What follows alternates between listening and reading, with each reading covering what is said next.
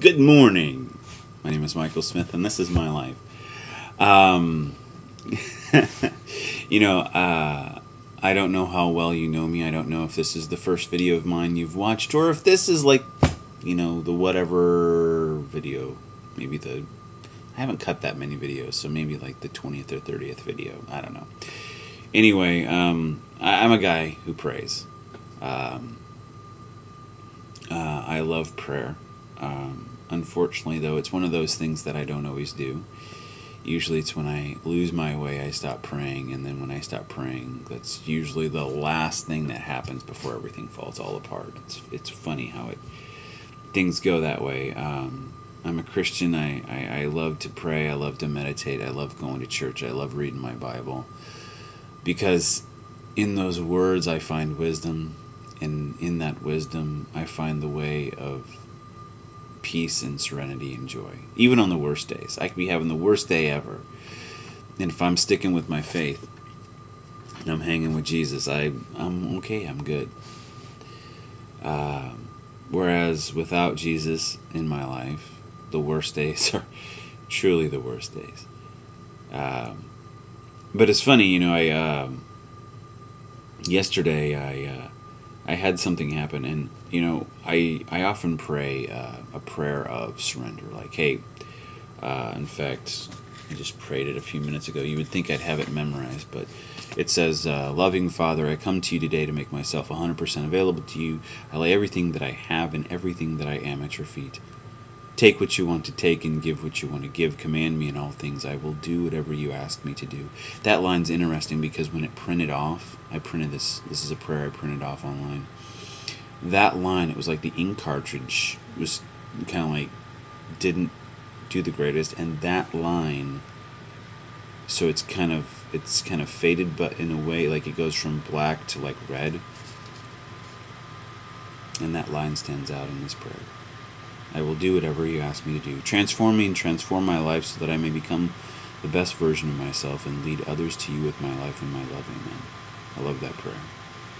So anyway, yesterday I was at work, and they were like, hey, they're trying to get a hold of you on the radio. It was on a different channel. And so finally, what it was a gal from the front office at the factory that I work at, and they asked me if I wanted to take a job in a different department. And what's funny about that and how it relates to that prayer is the job I have now I'm very comfortable in. It's pretty laid back. It's pretty laid back, and I get to, because I know my job really well. And I can work by myself, and, I'm comfortable. But when that happened yesterday, because of the type of person that I am and because of the things that I pray about, I'm taking this as a sign that maybe I'm not necessarily supposed to get this job, but allowing myself to go through the interview process, something maybe will come out of it. I don't know. It's hard telling. Maybe I am supposed to have the job, but it's interesting to say the least. Yesterday was a really laid back day at work. I was loading trucks, which is really laid back. You pretty much just kind of back the truck in, get everything all set up, get the trailer cleaned out, and push the button, and you go. And then you just hang out and tell the truck to move up a couple times when the auger starts to amp up, because you can't push anymore because there's amount of material in the container. And go about my day. And so for that to happen, that was a pretty significant moment. And so I chewed on that for the rest of the day, what it would mean to go work with the guys who fix everything. It's a transfer out of the department to a department. So, there'd be a lot to learn, and, on the surface it sounds like it'd be lots of fun, a lot of new stuff to learn, get to work on things, stuff like that, but something totally different. But the guys that work in that department, there's happy guys, and I'm not trying to say like they're bad guys, but no one seems happy. So it's like, oh, do I really want to go work where it seems like 90% of the guys aren't happy doing their job? I don't know.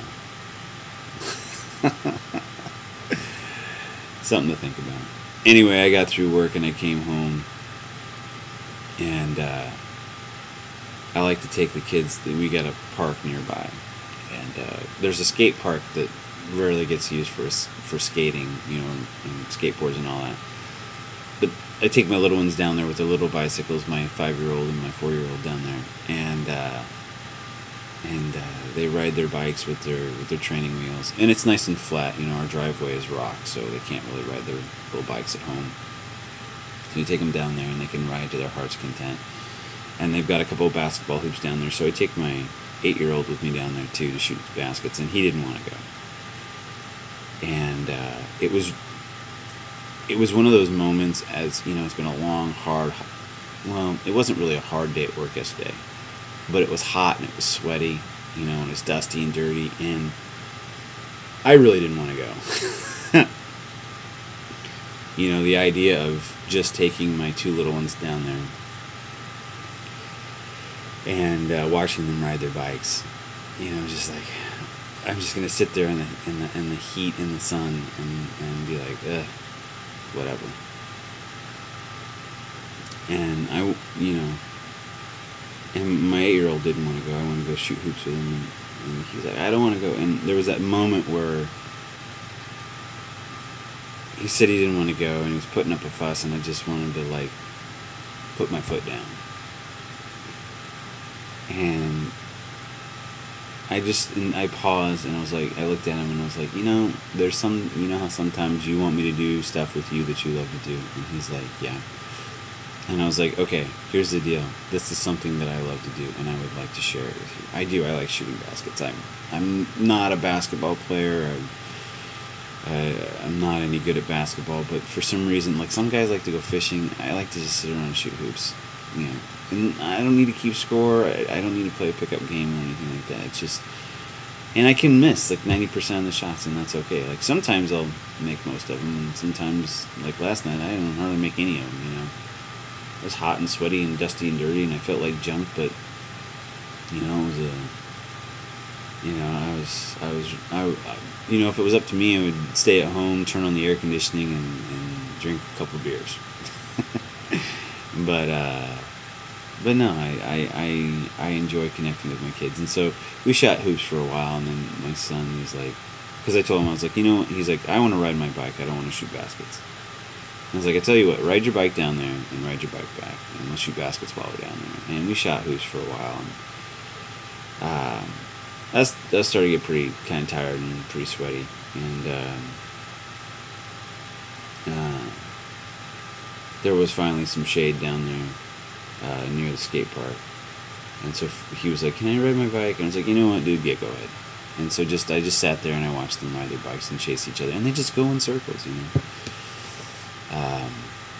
Me and my wife recently took away the Xbox from our 3 of our boys, my 15-year-old, my 8-year-old, and my 5-year-old, and they've been pretty bummed out about that. And I get it, it's something they're passionate about, but that's a whole story in of itself. But they get so wrapped up in Xbox and all this stuff, but yet they can still have tons of fun just riding the bikes around the skate park.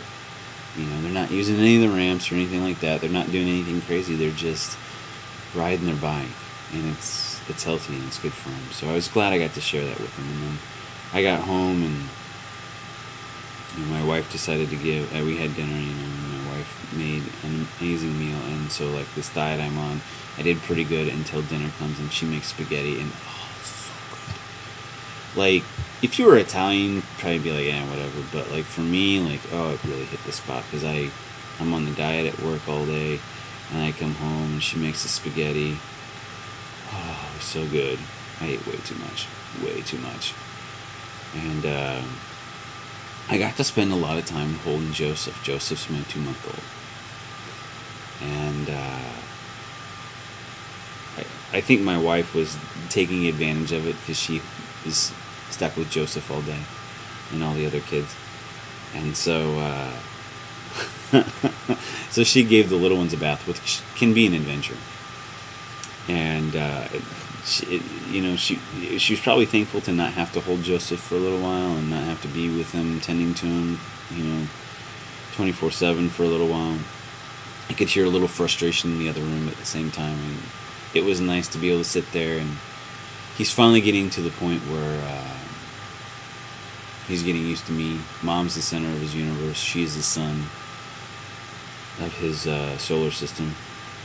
And yeah, he actually kind of smiled at me a little bit last night and cooed with me a little bit last night, and we laid down, and I spent time with my kids last night. There was a million things to do. There's a guitar I want to finish building. I got a couple of songs I want to work on and write and record. There's a lyric video I want to make. There's all this stuff I want to do. I want to make a picnic table for my family and my kids to sit on outside. There's this new swing set I want to build out back, because the old one's getting kind of, it's had its time in the sun. It's ready to be sent to the recycling center.